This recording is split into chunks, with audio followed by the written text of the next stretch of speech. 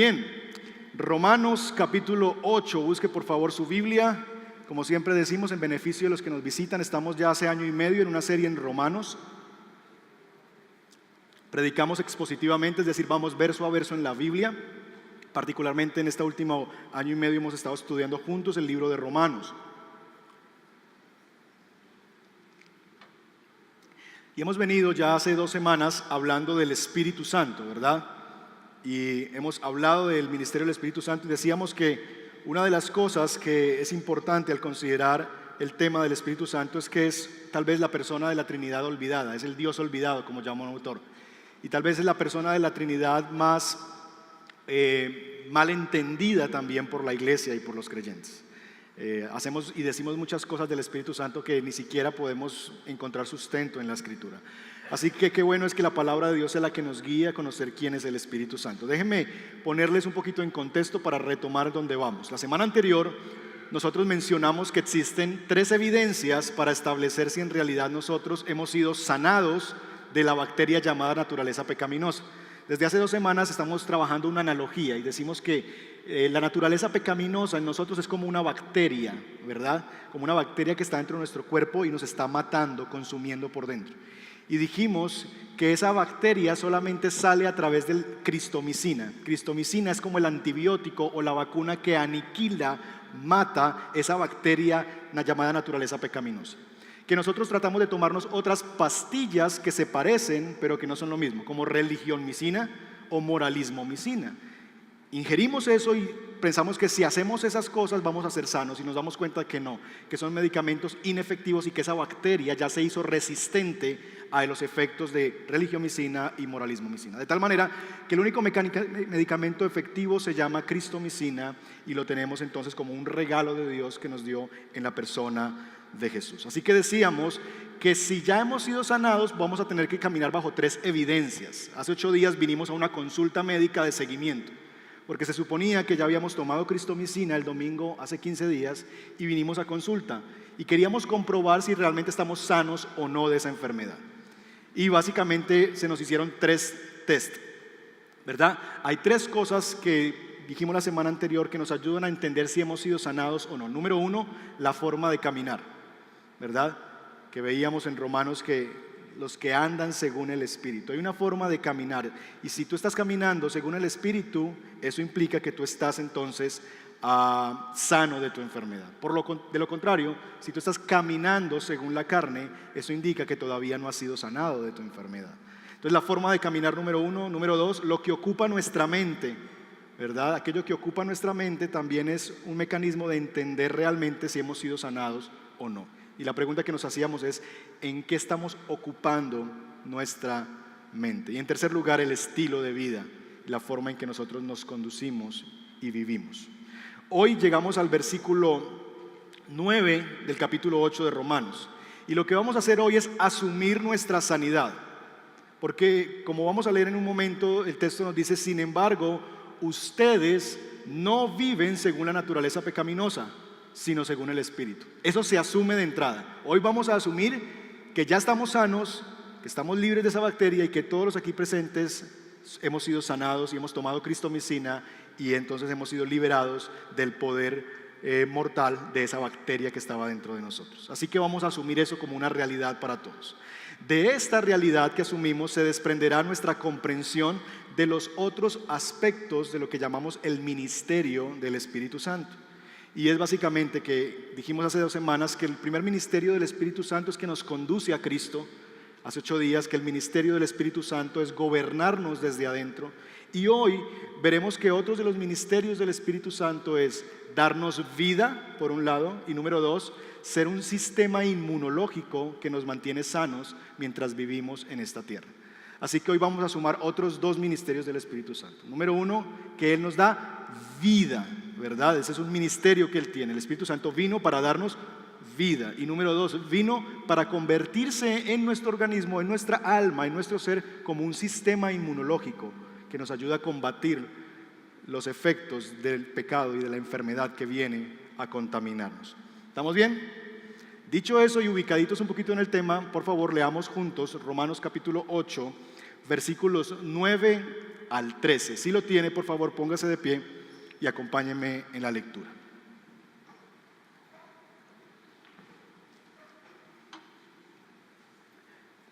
Lo voy a leer completo para efecto de ayudar a nuestros hermanos sordos, que les es más fácil a la traductora seguirme a mí en la lectura que la voz de la iglesia. Romanos 8, versículos 9 al 13. ¿Estamos ahí? Muy bien, dice así la palabra del Señor. Sin embargo, ustedes no viven según la naturaleza pecaminosa, sino según el Espíritu, si es que el Espíritu de Dios vive en ustedes. Y si alguno no tiene el Espíritu de Cristo, no es de Cristo. Pero si Cristo está en ustedes, el cuerpo está muerto a causa del pecado, pero el Espíritu que está en ustedes es vida a causa de la justicia. Y si el Espíritu de aquel que levantó a Jesús de entre los muertos vive en ustedes, el mismo que le levantó a Cristo de entre los muertos, también dará vida a sus cuerpos mortales por medio de su Espíritu que vive en ustedes. Por tanto, hermanos, tenemos una obligación, dice Reina Valera, una deuda, pero no es la de vivir conforme a la naturaleza pecaminosa. Porque si ustedes viven conforme a ella, morirán. Pero si por medio del Espíritu dan muerte a los malos deseos del cuerpo, a los malos hábitos del cuerpo, vivirán. Acompáñenme a orar. Señor, ayúdanos esta mañana a seguir caminando en entender cuál es el ministerio, el rol del Espíritu Santo en la vida de la iglesia y del creyente. Hay tantas ideas equivocadas, Señor, que hemos traído desde nuestra religión tradicional, desde cosas aunque nos han enseñado erróneamente. Pedimos que sea tu palabra y solo tu palabra la que nos pueda ayudar a entender qué es el Espíritu Santo, quién es más bien el Espíritu Santo, qué hace en medio de nosotros y para qué fue enviado. Guíanos por tu poder, Señor, y ayúdanos esta mañana a entender tu palabra, Señor, y a ver el valor que ella tiene para nosotros y a caminar en ella. Pedimos la asistencia de tu Espíritu, sin el cual no podemos entender la Biblia. Pedimos esto en el nombre de Jesús. Amén. Amén. Puede tomar su lugar. Bien. El ministerio del Espíritu Santo. Una cosa que tal vez no hemos dicho en estos sermones, pero que creo que vale la pena hoy mencionar, es que en primer lugar el Espíritu Santo deberíamos pensarlo nosotros que es una persona, y debemos arrancar por allí. El Espíritu Santo de Dios es una persona. Ahora bien, es una persona, pero no como nosotros, sino es una persona que se nos define que es básicamente Dios mismo. El Espíritu Santo es una persona y en primer lugar es Dios mismo. Muchos sistemas religiosos hablan del Espíritu como una fuerza impersonal, ¿verdad? ¿Ha escuchado usted eso? Que el Espíritu es como una fuerza, que no es una persona, sino que es como un poder, una fuerza. Por ejemplo, el Islam dice que el Espíritu Santo es eso, es una fuerza o una presencia que no tiene conciencia de sí mismo. Es una fuerza que viene, es una presencia de alguien, pero que no tiene conciencia de su propia existencia. Eso dice el Islam. Pero si vamos a religiones tal vez más conocidas en nuestro contexto, nos hallamos con los testigos de Jehová. ¿Cuántos alguna vez los ha visitado un testigo de Jehová? Todos, ¿verdad? Alguna vez tuvimos esa experiencia de ser visitados por un testigo de Jehová. Y ellos, una de las cosas que ellos dicen o que afirman es que el Espíritu Santo no es una persona, sino que es un poder o una fuerza en acción. Que es un poder o una fuerza en acción. Que cuando Dios envía su Espíritu, Él proyecta o dirige su energía hacia un lugar concreto para que se cumpla su voluntad. Eso es el Espíritu Santo para ellos. Es una fuerza, es un poder que Dios envía para cumplir sus propósitos. ¿Es eso el Espíritu Santo? ¿Es eso lo que podemos aprender en la Biblia del Espíritu Santo? Diríamos, no. Porque lo que vamos a ver, y vamos a ver algunos textos, es que el testimonio de la Escritura es consistente, hermanos, en decirnos que el Espíritu Santo de Dios es una persona, no una fuerza ni una mera presencia. El problema es que muchos de nosotros aún lo tratamos así, como una fuerza, ¿verdad? Yo decía que muchas veces aún los predicadores tratan al Espíritu Santo como si fuera un poder, una fuerza. No sé cuántos de ustedes, menores de 30, yo creo, vieron Dragon Ball Z. ¿Lo vieron? Ok, como que el Espíritu Santo es como cuando tú te conviertes en Super Saiyajin, ¡fua! Y se te pone el pelo amarillo y vas a predicar y, ¡fua! Y aquí está el fuego, ¿verdad? El poder. Es como una cosa de que es un poder como desde arriba, una cosa extraña que te consume, que te llena a ti, entonces tú ya sales como en otra dimensión. Y entonces ya hay una cosa como extraña aquí arriba y ya hay como cosas invisibles que están aquí alrededor y esa es como nuestra concepción. No estamos tratando muchas veces con una persona, sino que lo estamos viendo más como una fuerza, un poder que viene sobre mí, entonces ya yo me transformo en una nueva realidad. Pero no es así, hermanos.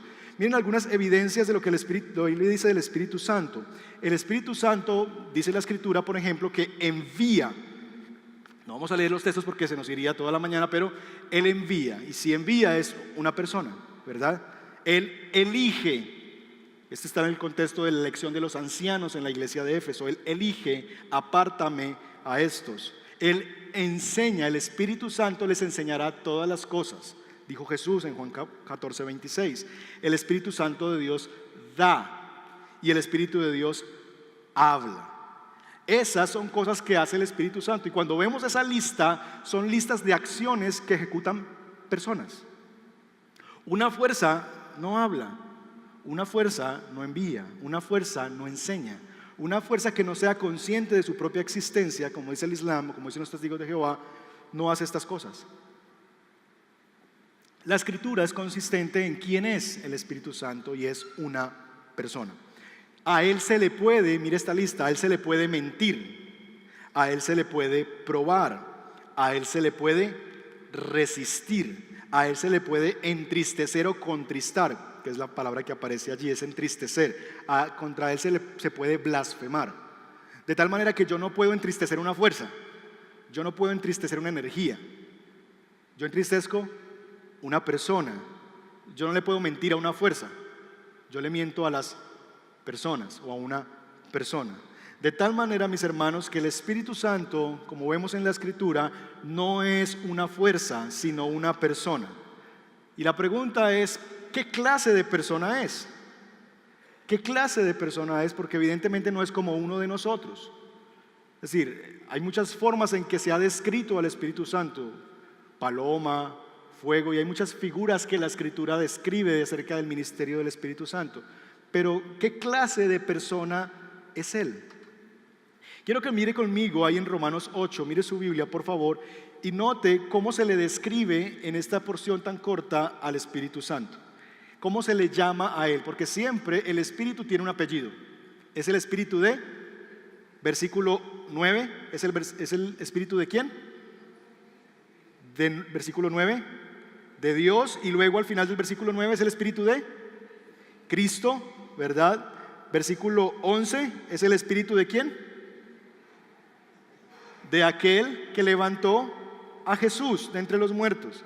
Y si vamos más abajito, a un verso más allá de lo que hemos leído hoy, versículo 14, porque todos los que son guiados por Él, ¿Espíritu de quién? De Dios. El Espíritu tiene un apellido siempre, y el apellido que se le concede al Espíritu Santo es el Espíritu de Dios, o el Espíritu de Cristo, o el Espíritu de aquel que levantó a Jesús. Y lo que eso implica, mis hermanos, entre otras cosas, es que el Espíritu Santo es una persona, pero no una persona cualquiera. Es Dios. Es la tercera persona de la Trinidad, ¿verdad? Y si tal vez tuviéramos que devolvernos un momento para mostrarles,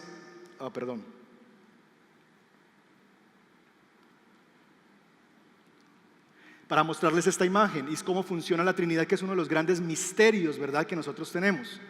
El misterio de la Trinidad, y en ese afirmamos que el Padre no es el Hijo no es el Espíritu Santo no es el Padre, pero el Padre es Dios, el Hijo es Dios, el Espíritu Santo es Dios, ¿verdad? Y eso es lo que nosotros confesamos como iglesia y como cuerpo de Cristo. Creemos en un Dios que es uno, pero en tres personas distintas, ¿verdad? Y eso es básicamente lo que se nos está mostrando aquí. Esa idea sale de las Escrituras. ¿Que es difícil de entender? Sí, porque en la creación no tenemos algo así. Algunos han usado erróneamente el ejemplo del agua. líquido, gaseoso y sólida, ¿verdad? Pero es el mismo agua. Esa no es una buena ilustración porque no puede ser las tres cosas al tiempo, ¿verdad? Es decir, deja de ser una cosa para convertirse en otra. Y eso no es exactamente lo que la Trinidad significa. Dios no deja de ser Padre cuando es Hijo. Él no deja de ser Hijo cuando es Espíritu. Él es las tres cosas a la vez y las tres cosas juntas es Dios mismo. Así que Dios es Espíritu y el Espíritu Santo es Dios. ¿Vamos bien? Muy bien, entonces, esa persona que nosotros hemos definido esta mañana, que es Dios, es la tercera persona de la Trinidad. Lo asombroso es realmente llegar a conocer dónde es que vive esa persona. Eso es asombroso. ¿Dónde es que habita esa persona? Porque esa persona es una persona que me habita. Y eso es una cosa loquísima. Nomás yo me asombro al pensar que todavía mi esposa después de 9 años vive conmigo. Y yo, ¿cómo le hace? ¿Verdad? Para aguantarme mis chocheras y mis cosas. Usted que lleva casado 20, 25 años, ¿no le parece un milagro que esa persona esté todavía al lado suyo? ¿Sí o no? Es milagroso. Ahora que Dios, teniendo el cielo a placer, cada rincón de la tierra, pudiéndose ir a vivir a Santorini, creo que se llama en Grecia, a esos lugares extraordinarios, a Islas Vírgenes, una cosa por allá como todos nosotros soñamos ir a vivir, que Él se haya decidido y querido y anhelado venirse a vivir aquí. Si yo le dijera, ¿por qué no me invita ahorita a su casa? ¿Usted me llevaría? Y yo soy una persona como ustedes, digamos que tengo un nombre en medio de la comunidad, que es pastor de la iglesia, pero finalmente soy uno entre ustedes. Y ya así nos daría pena, porque uy, no, está cada cama extendida, la toalla la dejé por ahí, el boxer está en el piso. Y usted dice, ay, no, pastor, pastor, déjeme, yo organizo la casa y en 3 horas llegue. Porque nos da pena, porque sabemos que aquí ahí en esta casa no hay mucho que mostrar hermoso. De la misma manera, pensemos lo que significa que Dios mismo se haya venido a vivir en nosotros, que Dios mismo nos habite. El Espíritu Santo es una persona que vive dentro de ti. Mira el versículo 10 como lo expresa. Pero si Cristo está ¿en dónde? ¿Al lado de ustedes? ¿Sobre ustedes? No, en ustedes. Cristo, nota la expresión, no habla del Espíritu Santo, habla de Cristo en ustedes. Pero sigue diciendo, pero el Espíritu que está en ustedes es vida a causa de la justicia. Y versículo 11, el Espíritu de aquel levantó a Jesús vive en ustedes. Entonces, varias cosas podemos sacar de aquí. En primer lugar, que cuando se dice que Cristo vive en nosotros, la forma en que Cristo habita en nosotros es a través de su Espíritu Santo. Recuerdan que Jesús antes de partir le dijo a los discípulos estaban preocupados, pero ¿cómo se va a ir? ¿Y ahora qué va a hacer de nosotros? Jesús les dice, tranquilos, es necesario que yo me vaya, porque si yo me voy, ¿qué va a pasar? Yo les enviaré al otro Consolador que vendrá a habitar con ustedes. El Espíritu de la verdad, dice Jesús. Así que cuando la Biblia expresa que Cristo está en nosotros, es realmente a través de la persona del Espíritu Santo que Él hace habitación en nosotros. Ahora bien, Él no está de visita. Él no solamente entra y se fue. Y estuvo 1 hora, comió conmigo en la iglesia y ya, cuando yo salgo de la iglesia, Él se fue y yo me fui para otro lado y ya. No. Él vino a vivir, dice el versículo 11. Vive en mí, vive en ti. Piensa por un segundo en eso. Dios, a través de su Espíritu, si estás en Cristo, vive dentro de ti.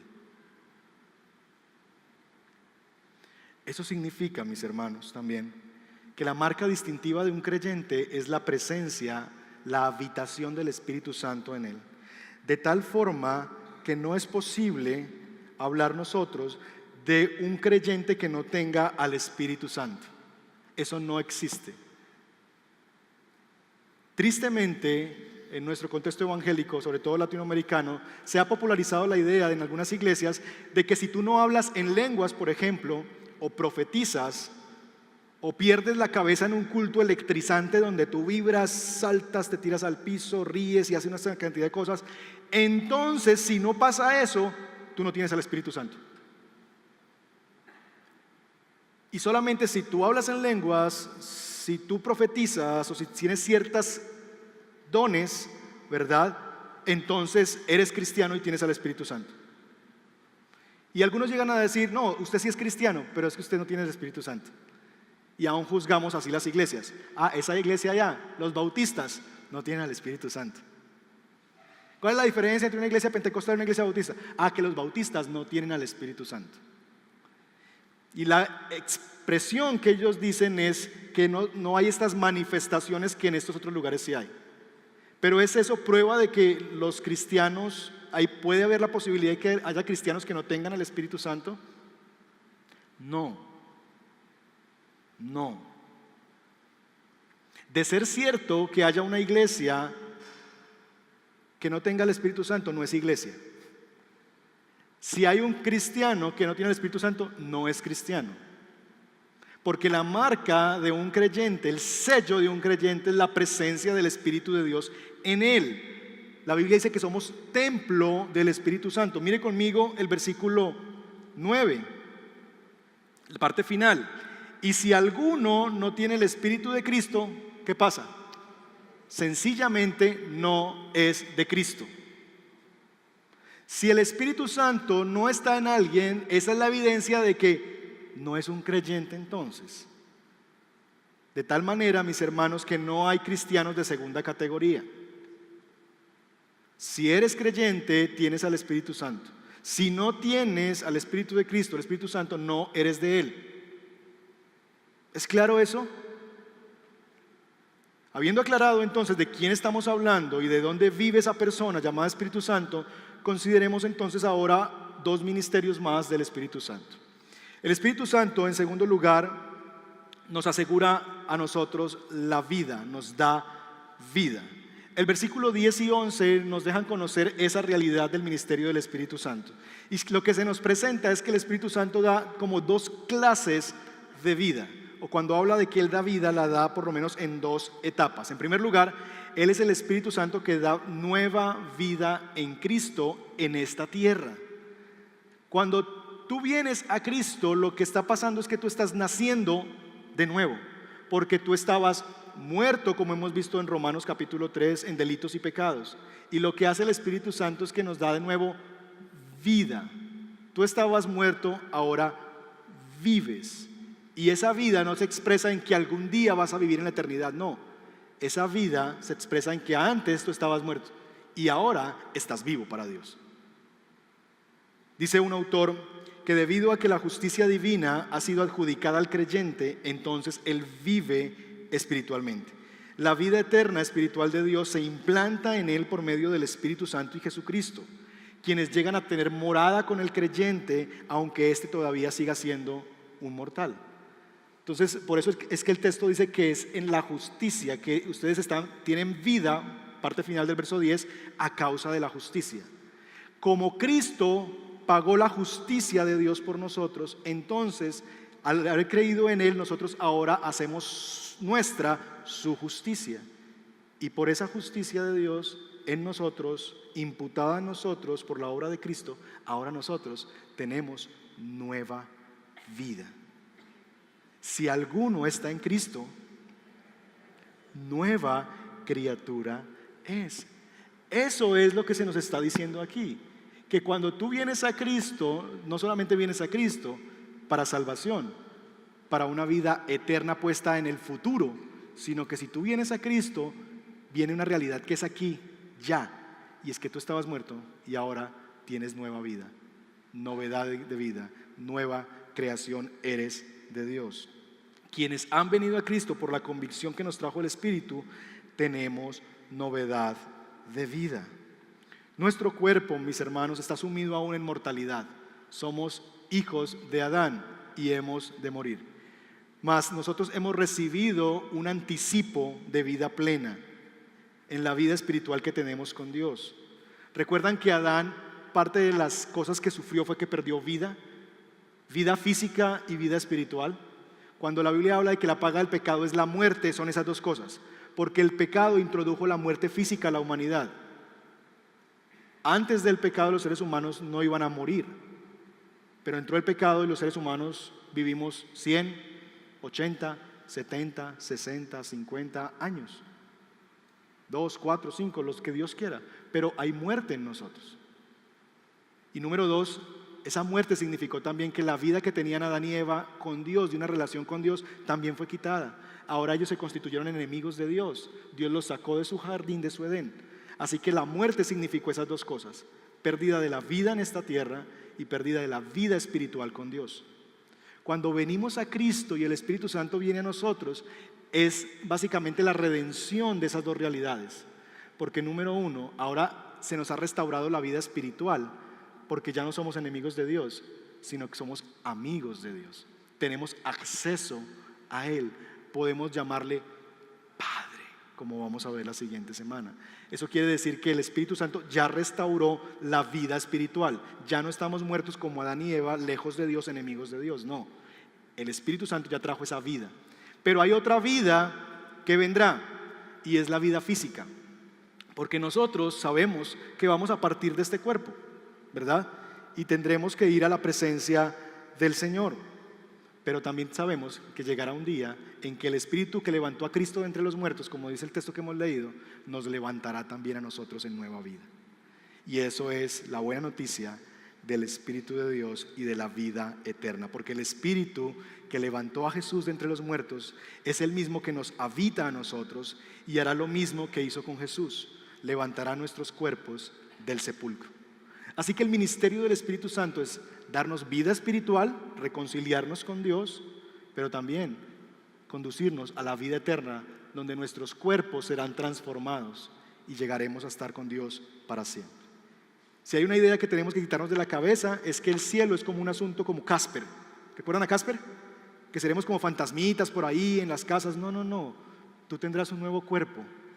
Dios te va a levantar de entre los muertos y te dará un cuerpo. ¿Cómo será? ¿Seremos bonitos, feos? Ayer teníamos un grupo de parejas y discutíamos eso. ¿Seremos jovencitos? ¿Dios promediará la edad y todos seremos de 25? ¿O qué pasa si yo muero a los 70? ¿Mi cuerpo será resucitado en 70 años? No sé, pero lo que sí sé es que tendremos un cuerpo semejante a Cristo, que fue el primero entre los resucitados, y podremos comer, porque allá hay una mesa y la sirve Dios. ¿Te imaginas comer de la mesa de Dios? ¿Ah? No hay la provincia o no hay restaurante aquí en Medellín que iguale eso. Una cosa bella. Y estaremos con Él sentados a su mesa, cenando en las bodas del Cordero. Y eso es gracias al Espíritu Santo de Dios, quien nos ha dado vida espiritual aquí y ahora y nos dará vida allá. El tercer ministerio del Espíritu Santo, mis hermanos, es que Él se convierte también en nuestro sistema inmunológico. Versículos 12 y 13. Nos empieza a hablar de una realidad que ahora nosotros podemos disfrutar. Y es que por medio del Espíritu Santo nosotros podemos dar muerte a los malos deseos del cuerpo. ¿Ven eso en el versículo 13? Por el Espíritu yo puedo dar muerte a los malos deseos del cuerpo. Ahora bien, una cosa es estar sano y otra cosa es mantenerse sano, ¿verdad? Son dos cosas muy distintas. Una cosa es estar sano y otra cosa es mantenerse sano. Por la obra de Cristo nosotros hemos sido sanados.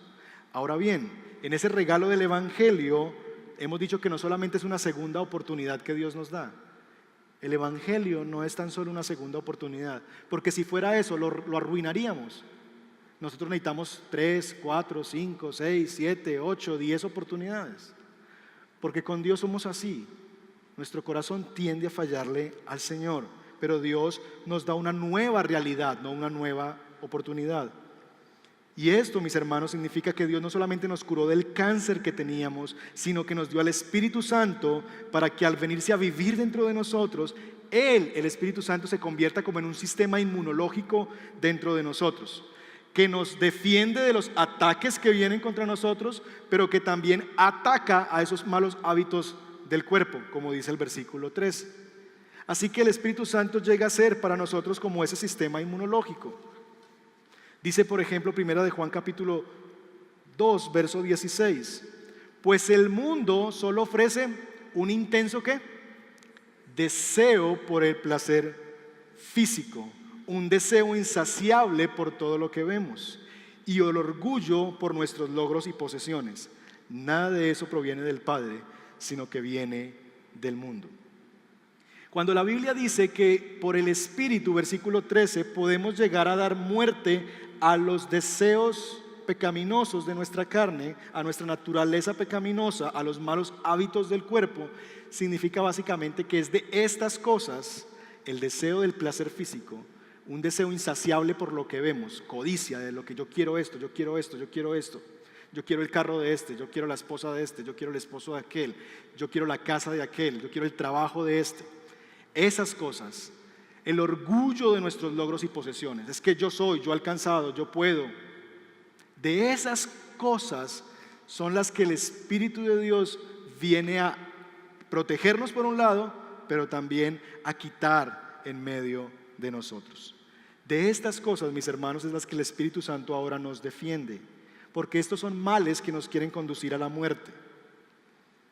Ahora bien, si esa es obra del Espíritu Santo, si el Espíritu Santo es el que hace eso y es el que da muerte a los deseos del cuerpo, a los malos hábitos del cuerpo, ¿debo hacer algo yo en el proceso? ¿Dios quiere algo que yo haga para mantenerme sano? Y la respuesta es sí. De hecho, si usted lee el versículo 12, se define como una obligación. Mire el versículo 12. Por tanto, hermanos, tenemos una deuda, dice Reina Valera. NBI dice, tenemos una obligación. Y se nos define por contraste. No es la de vivir conforme a la naturaleza pecaminosa. Es decir, no estamos ya obligados a vivir para el pecado. Recuerdan que la obra de Cristo en Romanos 6 es que nos liberó de las ataduras del pecado. Ya el pecado no es nuestro amo. Ya no podemos simplemente decir, ay, pues lo que el pecado diga eso hago. No, en Cristo esas cadenas fueron quitadas y yo soy libre hacia los placeres de la carne. Es decir, ya no me dominan, ya no tienen control sobre mí. Y ahora más bien me he convertido en esclavo de Cristo.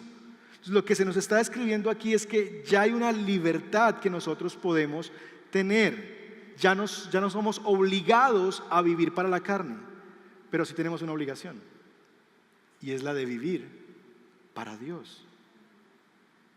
Deuda se puede definir como llegar a vivir en conformidad a los deseos y dictados del Espíritu Santo. En este sentido, mis hermanos, nuestra vida debería tener la capacidad de orientarse ahora hacia Dios.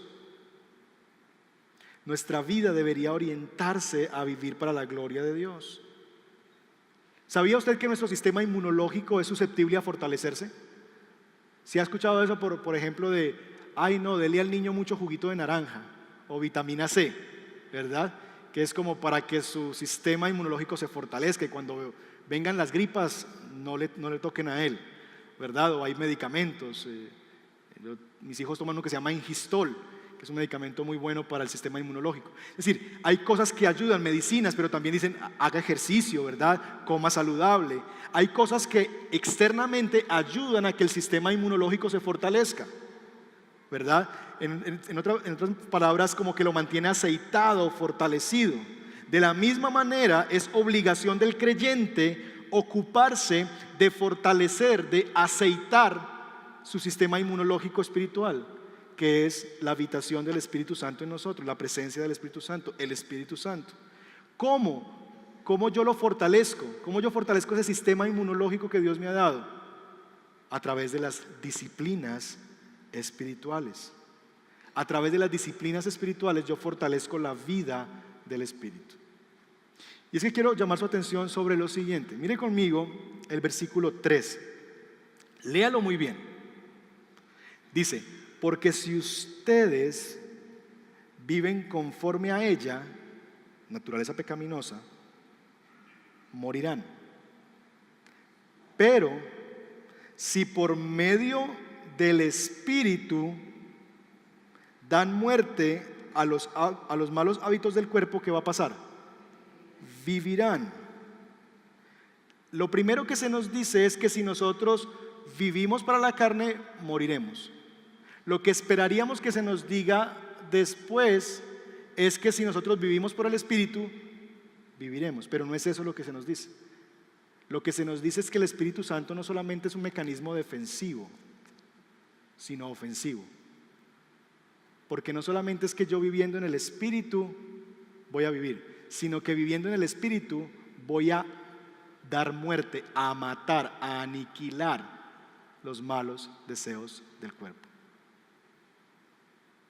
Pastor,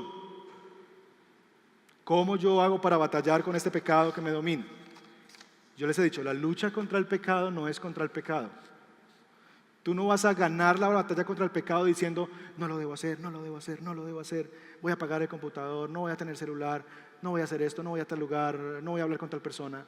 Tú puedes hacer todo eso y si Dios te guía a hacerlo, hazlo y es parte del proceso, pero eso no asegura la victoria. Porque la batalla del pecado es una batalla de deseos. En tu alma se libra una batalla de deseos. El deseo de tu naturaleza pecaminosa o de la carne, de los vestigios de la carne que todavía tienes, de ese viejo hombre que a veces se quiere levantar, versus el Espíritu Santo que ahora te habita. Antes solo había viejo hombre, vieja naturaleza, ¿verdad? Solo carne. Ahora ya ese poder de esa carne ha sido eliminado, ya no es tu esclavo, pero todavía quisiera hacerlo. Y ahora tienes al Espíritu Santo. Así que lo que hay dentro de ti es una batalla entre los deseos del Espíritu y los deseos de la carne. Y es una batalla por el control de tu alma, por quien te domina. De tal manera que tu asunto, mi hermano, mi amigo, es que lo que tú alimentes se fortalecerá y vencerá. Si alimentas tu carne, ella vencerá. Si alimentas al Espíritu, Él vencerá. Así funciona esto. Hay un elemento reactivo y un elemento proactivo. No solamente necesitas fortalecer tus escudos en la guerra, sino afilar también tus espadas. Entonces, en un sentido es sí, necesitas fortalecerte en el Señor, el Espíritu Santo te libra de eso, pero también es que si tú no afilas tu espada y no matas al pecado, el pecado te va a matar a ti. Dice un autor lo siguiente: si nosotros no matamos al pecado, el pecado nos matará a nosotros. De tal manera que el Espíritu Santo no solamente nos defiende, sino que el Espíritu Santo es el arma para acabar con la naturaleza pecaminosa. Es lo que llamaría uno de los puritanos, un autor antiguo, la mortificación del pecado. John Owen lo llamaría así. ¿Qué significa mortificar el pecado? Significa un repudio radical del mismo. Y es que tenemos que llegar a sacarlo, a mirarlo, a denunciarlo y a odiarlo por lo que él es. Solamente entonces podremos decir que nosotros nos hemos ocupado del pecado en nosotros. Cuando lo miremos con repudio, con odio y lo saquemos definitivamente de nuestra escena. Ahora bien, ¿puedo yo vivir? Eso significa que entonces que el cristiano no peca y ya no camina sobre nubes y ya no hay pecado sobre él. No. Martín Lutero lo expresó muy bien. Básicamente la tentación es como un volcán activo y siempre va a estar ahí, ¿verdad? Activo, activo. Otra cosa es que haga erupción todos los días. Es decir, está ahí. Pero si te hace erupción todos los días, entonces sí me dice, tal vez es que todavía estás mal, estás sin Cristo, no tienes el Espíritu de Cristo. En otras palabras, yo no puedo evitar que un pájaro vuele encima de mí, pero yo sí puedo evitar que haga nido en mi cabeza, dijo Lutero. Yo no puedo evitar que la tentación venga, pero yo sí puedo evitar que la tentación venga y haga un nido y se venga a vivir conmigo y consume el pecado. Esas son dos cosas diferentes. Ahora bien, ¿cómo matamos el pecado? ¿Cómo aniquilamos el pecado? Siendo honestos, la única manera de aniquilar el pecado es cuando encontremos algo que amemos más que el pecado. ¿Cuántos de los aquí presentes alguna vez han ido a un gimnasio? Levanten la mano. Déjenla en alto por un momento. Gimnasio, ¿alguna vez han ido a un gimnasio? Okay. ¿Cuántos de los que tienen la mano levantada ya no van al gimnasio? ¿Por qué?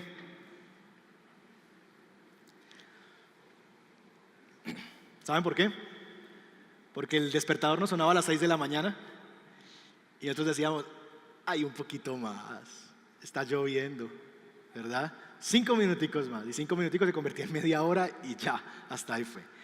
Porque tú decías, ¿para qué voy al gimnasio si llego aquí y me como estas 4 empanadas, ¿verdad? 2 palitos de queso? ¿Para qué, verdad? El asunto es que dejamos de ir al gimnasio porque nos dimos cuenta que hay cosas que amamos más que el gimnasio. Y amamos más las empanadas, amamos más nuestro sueño, amamos más nuestro tiempo en familia, porque íbamos a pararnos y la esposa, ay no, no te vayas, un ratico más. Dejamos esto, abandonamos esto, mortificamos, matamos nuestro gimnasio porque encontramos algo que es más valioso para nosotros. Así funciona la mortificación del pecado. Vamos a aniquilar el pecado cuando hallemos algo que amamos más que el pecado.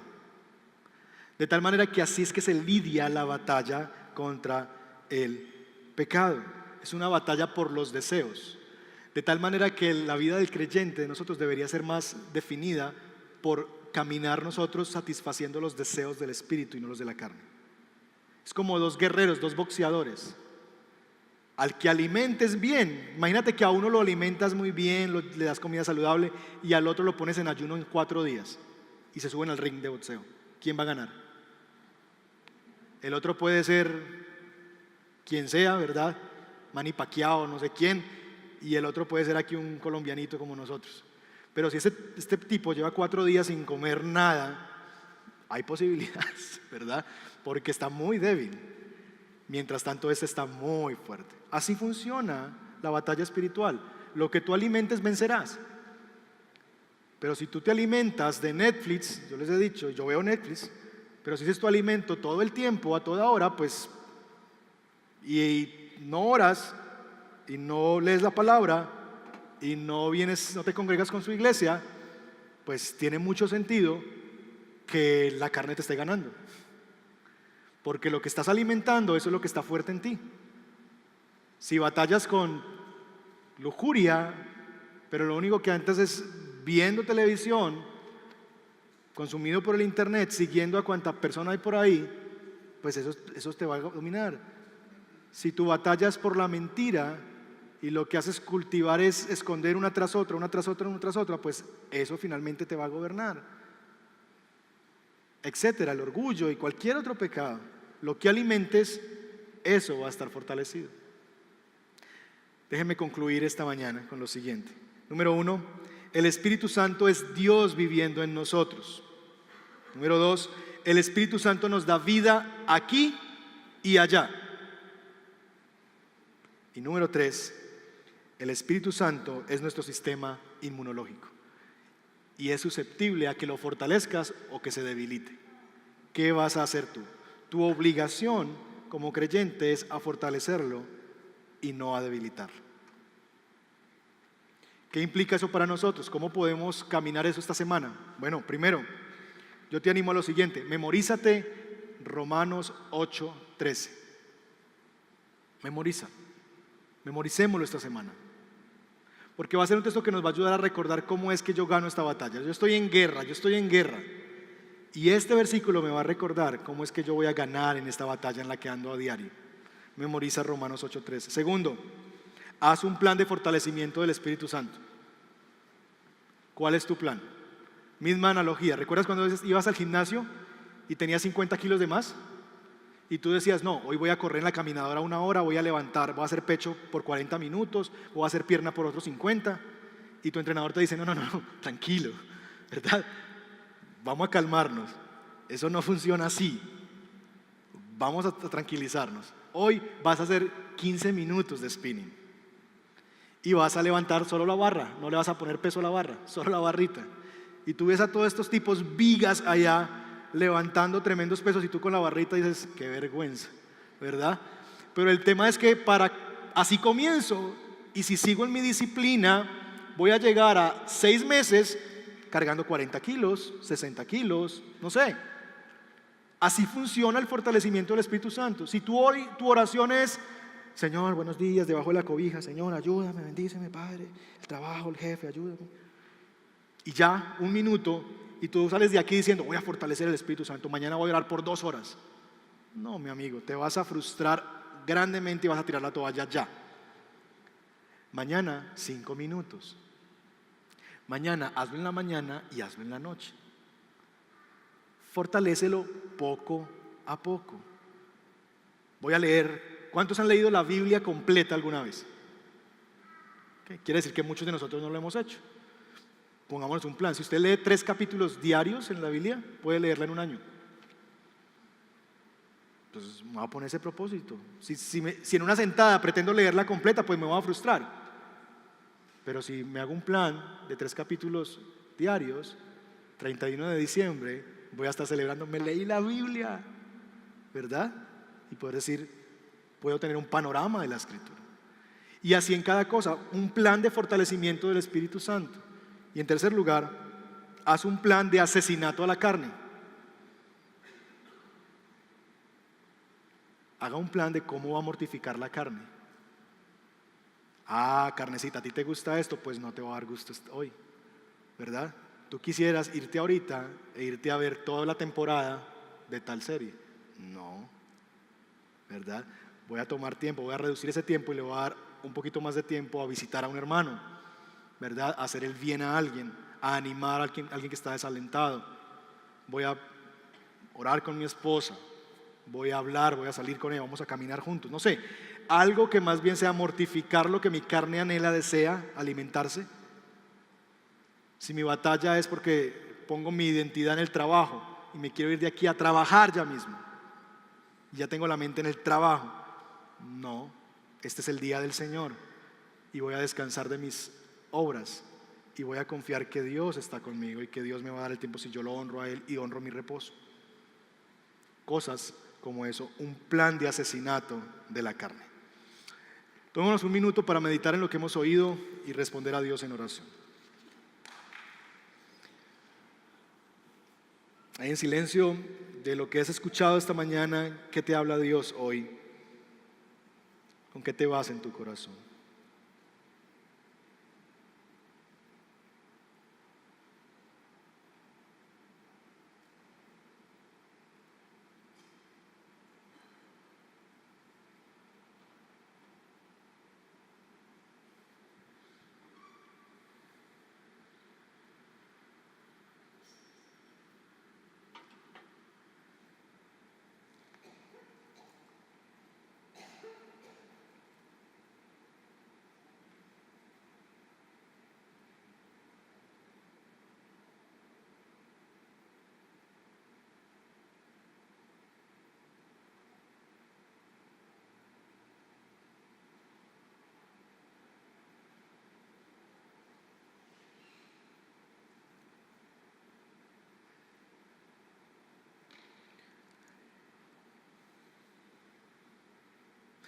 Señor, esta mañana te damos gracias por tu palabra. Te damos gracias por el ministerio precioso del Espíritu Santo, quien nos habita. Y yo te pido, Señor, que esta semana nos permitas reflexionar en esto. Dios vive en mí. Dios vive en mí. Y que esa verdad, Señor, nos lleve a la adoración por un lado, de que siendo tan indignos tú hayas deseado venirte a vivir dentro de nosotros, pero también al temor y al temblor delante de un Dios que es santo y ha tomado la decisión de venirse a vivir en un vaso tan inadecuado de barro como somos cada uno de nosotros. Y se ha venido a vivir allí con el propósito de darnos vida, porque andábamos muertos. Y es como que Él revitalizó, nos dio vida. Cuando estábamos muertos en delitos y pecados, vino y nos dio una nueva vida, una nueva esperanza. Pero también nos dirige a una vida eterna en la presencia de Dios. Porque el mismo Espíritu que levantó a Jesús entre los muertos nos levantará a nosotros también para ser semejantes a Él en su resurrección. Y añoramos eso, Señor.